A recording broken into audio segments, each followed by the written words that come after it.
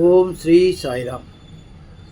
நாம் இப்பொழுது உண்மையான சுகம் என்ற நூலை வாசித்துக் கொண்டிருக்கிறோம். அதில் போன பாகத்தில் சுகபோகம் சுகத்தை அனுபவிக்கிறான்னா அவன் அதை முன்னாடி புண்ணியம் பண்ணியிருக்கிற போது தான் அதை அனுபவிக்கிறான். அதை அனுபவிக்கிறதுனால அவன் முன்னால் பண்ண புண்ணியம் தீர்ந்து போயிடுது. அப்புறம் அவன் திரும்பி மறுபடியும் அதேமாரி வேணும்னு நினைக்கிறதுனால, அந்த ஆசையை விதைக்கிறதுனால அவன் திரும்பியும் ஏதானு ஒன்று இது பண்ணுவான். அப்போ இது வளர்ந்து கொண்டே போகும். இப்போ இது வளர்ந்து கொண்டே போகும்போது கூட அந்த சுகத்தை அனுபவிக்கிறதுக்காக மறுபடியும் திருப்பி இந்த உலகத்துக்கு வந்து பிறக்கணும். அதே ஒருத்தனுக்கு கஷ்டம் மேலே வருதுன்னு துக்கம் வருது அப்படின்னாக்க, துக்கத்தை அனுபவிக்கும் போது நம்ம என்ன முன்ன பண்ணமோ என்னமோ தெரியல, அந்த இதுக்கு நம்ம அனுபவிக்கிறோம், இதேமாரி பண்ணால் அதேமாரி துக்கம் அனுபவிக்கணும் அப்படின்லாம் கேள்விப்படுறோம், அது பண்ணுறோம், பெரியவங்க சொல்கிறாங்க, நம்ம தெரியாமல் பண்ணதை பண்ணிக்கிறோம். அப்போ தெரிஞ்சும் இனிமேல் அதேமாரி ஒரு இதெல்லாம் கெட்ட செயலில் செய்யாமல் இருப்போம் அப்படின்னு இந்த துக்கத்தினால இவங்களுக்கு அனுபவம் ஏற்படுது. அதனால் திருப்பி விதைக்கப்படுவதில்லை. இதேமாரியே அவன் மாற்றிக்கிட்டே வந்தான்னாக்கா பிறவிலேருந்து கூட தப்பிச்சிடலாம் அப்படிங்கிற மாரி சொன்னார்.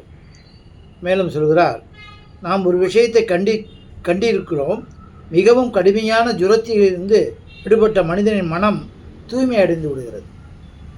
இதை எப்படி அறிந்து கொள்வது என்றால், அவன் எதிரில் யாரேனும் பகவானை பற்றி பேச ஆரம்பித்தால், பக்தர்களின் கதையை சொல்ல ஆரம்பித்தால், அதை கேட்டு அவனது குரல் தழுதழுத்து போகிறது, கண்ணீர் வரத் தொடங்குகிறது.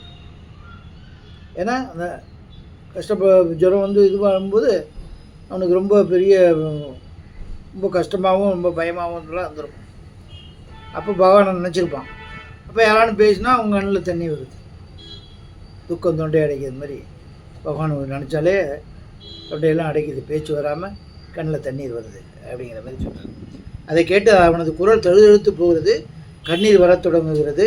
அவனுக்கு பகவத் விஷயங்கள் மிகவும் இன்பத்தை கொடுக்கின்றன. காரணம் என்ன?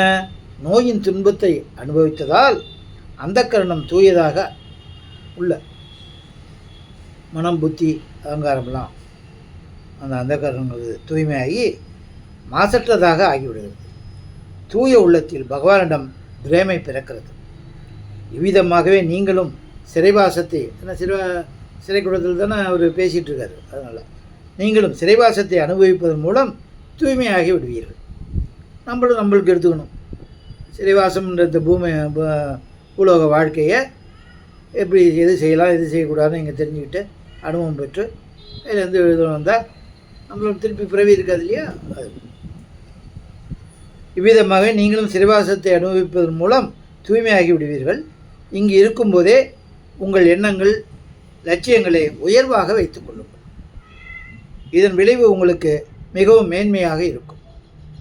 சுகபோகத்தை அனுபவித்து கொண்டிருக்கும் மனிதர்களை காட்டிலும் நீங்கள் பெரும் பேறு பெற்றவர்கள். தத்துவ நூல்கள், தர்சன சாஸ்திரம் 6 உள்ளன. அவற்றுள் ஒன்று பதஞ்சல யோக தர்சனம். இதில் ஹேயம் துக மாநகதம் எந்த துன்பம் வரவில்லையோ ஆனால் வரப்போகிறது என்று எதிர்பார்க்கப்படுகிறதோ அந்த துன்பம் விட்டுவிடத்தக்கது. எந்த துன்பம் வரவில்லையோ ஆனால் வரப்போகிறது என்று எதிர்பார்க்கப்படுகிறதோ அந்த துன்பம் விட்டுவிடத்தக்கது. அதாவது அந்த துன்பத்திலிருந்து நாம் தப்பித்து கொள்ள முடியும். எந்த துன்பமானது அனுபவிக்கப்பட்டு விட்டதோ அதுதான் அனுபவிக்கப்பட்டு விட்டதே, அதற்காக என்ன செய்ய முடிஞ்சு போச்சு. அது இப்போது எந்த துன்பத்தை அனுபவித்து கொண்டிருக்கிறோமோ அது அனுபவிக்கப்படுவதால் அழிந்து போகும். ஏற்கனவே அனுபவித்தது அழிஞ்சு போயிடுச்சு. இப்போது இனி வரப்போகிற துன்பத்தை இருந்து காப்பாற்றி கொள்ள வேண்டும். இனிமேல் துன்பமே வராமல் நம்ம பாதுகாத்துக்கணும். அதிலிருந்து காப்பாற்றிக் கொள்வதற்காகத்தான் இந்த மனித உடம்பு கிடைத்திருக்கிறது. கொண்டு வர்றார் அவர். மனித உடலை பெற்றுள்ள நாம் கவனமாக இருந்தால், நேரான வழியில் நடந்தால், நியாய உணர்வோடு சென்றால் எதிர்காலத்தில் துக்கம் ஏற்படாது. வரக்கூடிய துக்கத்திலிருந்து காப்பாற்றிக் கொள்வதற்கு இந்த இடம், அதாவது அவர் சிறைச்சாலை அப்படின்னு சொல்கிறாரு, நம்ம இந்த பூலோக வாழ்க்கை எடுத்துக்கோம், மிகவும் உகந்தது. இங்கே நீங்கள் எச்சரிக்கையோடு இருப்பதற்கு விசேஷமான அவசியம் இருக்கிறது. வெளியே குடும்ப வாழ்க்கை நடத்தி கொண்டு தங்களை சுதந்திர மனிதர்களாக எண்ணிக்கொண்டிருக்கிறார்களே, அவர்களுக்கும் கூட எச்சரிக்கையாக இருப்பது முற்றிலும் தேவை. கவனமாக இல்லாவிட்டால் தவறு செய்தல், சோம்பேறித்தனம் போன்ற தமோகுண இயல்புகள் அழியவே மாட்டான். பிற ஜீவன்களுக்கு தீங்கு செய்தல், அதாவது இம்சை செய்தல், சோம்பி இருத்தல், பயனற்ற வேலைகளில் காலத்தை செலவழித்தல் முதலான மிகவும் இழிவான விஷயங்கள். ஆகவே உங்களுக்கெல்லாம் உகந்ததான விஷயம் என்னவென்றால், ஒரு வினாடி நேரத்தையும் வீணாக்காமல் நற்செயலில் ஈடுபடுவது தான். சிறையில் உள்ளவங்களும் சரி தான், இந்த பூலோக வாழ்க்கையை வாழ்ந்துக்கணும்.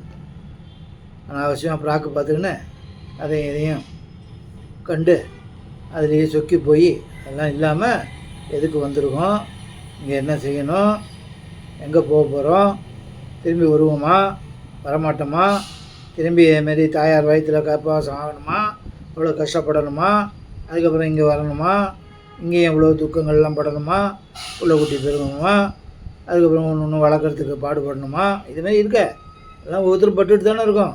திரும்பி வேணுமா இது அப்படின்னு ஒவ்வொருத்தரும் கேட்டாலே, ஐயோ வேணாம் வேணாம் வேணும் விட்டுடுங்க இப்போ விட்டுடுன்னா சும்மா விட்டுற முடியுமா? அப்போ எப்படி இருக்கணுமோ அப்படி இருக்கணும். அதுக்கெல்லாம் என்ன பண்ணணும்? இதேமாரி சத்சங்கத்தில் நல்ல விஷயங்களை பெரியவங்க சொல்லி பெரியவங்க சொன்னதை கேட்கணும். ஆகவே உங்களுக்கெல்லாம் உகந்தான விஷயம் என்னவென்றால், ஒரு வினாடி நேரத்தையும் வீணாக்காமல் நற்செயலில் ஈடுபடுவதுதான். ஒவ்வொரு மனிதருக்கும் அவர் துறவியாக இருந்தாலும் சரி, குடும்ப வாழ்க்கை நடத்துபவராக இருந்தாலும் சரி, சகோதரனோ சகோதரியோ, எழுத படிக்க தெரிந்தவராக இருந்தாலும் சரி, படிப்பில்லாதவராக இருந்தாலும் சரி, அனைவருக்குமே நான் 4 விஷயங்களை கூறி வருகிறேன். அந்த விஷயங்களை நடைமுறையில் கொண்டு வந்தால் மிகவும் நன்மை ஏற்படும், வாழ்க்கை தூயதாகிவிடும். அந்த 4 விஷயங்கள் என்னன்னு சொல்கிறேன் அப்படின்னு சொல்கிறார். 1வது விஷயம், முதலான விஷயம் நேரம். நம்மிடம் எவ்வளவு பொழுது இருக்கிறதோ அதை மிகவும் நல்ல செயல்களில், உயர்ந்த செயல்களில் செலவழிப்போம். காலத்தை கரியாக்க மாட்டோம். சீட்டு, பொழுதுபோக்கு, சொக்கட்டான், செஸ், சினிமா, ட்ராமா, விளையாட்டுக்கள், ஹாக்கி, கிரிக்கெட் முதலியன ஆடுவதில் கழியும் நேரம் வீணாக போனது தான். இன்னும் இந்த காலத்தில் நம்ம கவனிச்சிட்டு இருக்கிற செல்லு மூலியமாக கூட எல்லாம் நேரத்தை வீணடிச்சிட்டு ரொம்ப பேர் இருக்காங்க. அதில் உள்ள பயனுள்ளதையும் பார்க்குறதில்ல, வீணான இதெல்லாம் பார்த்துட்டு டயத்தை போக்குறாங்க. உடற்பயிற்சி அளிக்கும் சில விளையாட்டுகளும் இருக்கின்றன. அவற்றால் உடல்நிலையும் நன்றாகிறது. ஆனால் பொதுவாக காலம் வீணை கழிகிறது. சினிமா பார்ப்பதால் கண்கள் கெட்டுப்போகின்றன, பணம் செலவாகிறது, பொழுதும் வீணாகிறது, நடை உடை பாவனையும் கெட்டுவிடுகிறது, வேடிக்கை விளையாட்டுகளில் ஆயுள் வீணாகிறது. எவ்வளோ பேருக்கு இதை சொன்னாலாம் பிடிக்கும். நமக்கு கிடைத்திருக்கும் காலம் ஒரு எல்லைக்கு உட்பட்டது, எல்லையற்றது அன்று. கடிகாரத்தில் விசை கொடுக்கப்பட்ட அளவுதான் அது ஓடும். அப்போல்லாம் முன்னாடி அந்த கீ கொடுப்பாங்க கடிகாரத்துக்கு. இப்போ செல்லு போடுறீங்க அந்த இது போட்டோன்னா காலி அடிச்சுக்கணும் இல்லையா, ஒரு காலம் கழிச்சு அதுக்கப்புறம் புதுசாக போடணும் பேட்ரி. அதேமாதிரி விசை தீர்ந்தவுடன் கடிகாரம் நின்று விடுகிறது.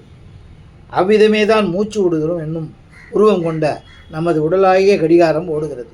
மூச்சு நின்ற உடனேயே சாக நேரிடுது. அப்புறம் யாரும் பிழைத்திருக்க முடியாது. ஏதோ ஒரு பலம், அதிகாரம், தகுதியினால் பிழைத்து கொள்வோம் சில பேர் சில சமயத்தில், அல்லது பேரறிஞனாக இருப்பதால் பிழைத்து விடுவோம்.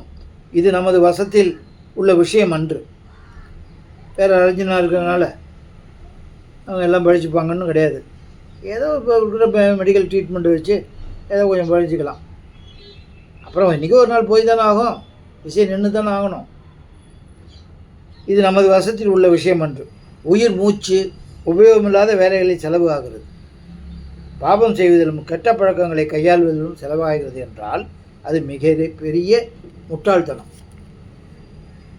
பகவானை பற்றிய சிந்தனையே இல்லாமல் கழியும் நேரம் வீணாகி போன நேரம்தான். ஆதலால் நமது பொழுது வீணாக கழியாதபடி நாம் கவனமாக இருக்க வேண்டும். இதெல்லாம் உண்மையான சுகத்திற்கு சொல்லக்கூடிய காரியம். இப்போ இருக்க முடியுமா போக முடியுமான்னு பேசுகிறவங்களுக்கு இல்லை. அப்படிலாம் இருந்து உண்மையாக சுகமாக இருக்கியா நீ கேளுங்க. ஏன்னா கொஞ்ச நேரம் தானே எல்லாமே. சுகம்னா என்னன்னு தெரியாது, வந்து போகிறத சுகம்னு நினச்சிட்ருக்காங்க. உண்மையான சுகம்னா இதுமாரி இருக்கணும். பகவானை பற்றிய சிந்தனையே இல்லாமல் கழியும் நேரம் வீணாகி போன நேரம்தான். ஆதலால் நமது பொழுது வீணாக கழியாதபடி நாம் கவனமாக இருக்க வேண்டும். இங்கு எவ்வளவு வேலை செய்ய வேண்டி இருக்கிறதோ, கடமையாற்ற வேண்டி இருக்கிறதோ அவைகளை மிகுந்த உற்சாகத்துடன் செய். ஓய்வு கிடைத்ததுமே பகவானின் நாமத்தை ஜபம் செய்யவே, கீர்த்தனம் செய், கீதை போன்ற புஸ்தகங்களை படி, சத்சங்கத்திற்கு சென்று வா. இதேமாரி நல்ல நூல்களை படி, அதாவது பிறர் படித்து கேள், ஏதான இதுமாரிலாம் பண்ணு. அப்போ தான் வந்த காரியம் வந்து நிறைவேறும், இல்லைன்னா இது தொடரும் அப்படின்னு சொல்லி அந்த மகான் சொல்கிறார். இத்துடன் இதை முடித்து பிறர் பார்ப்போம். ஓம் ஜெய் சாய்ராம்.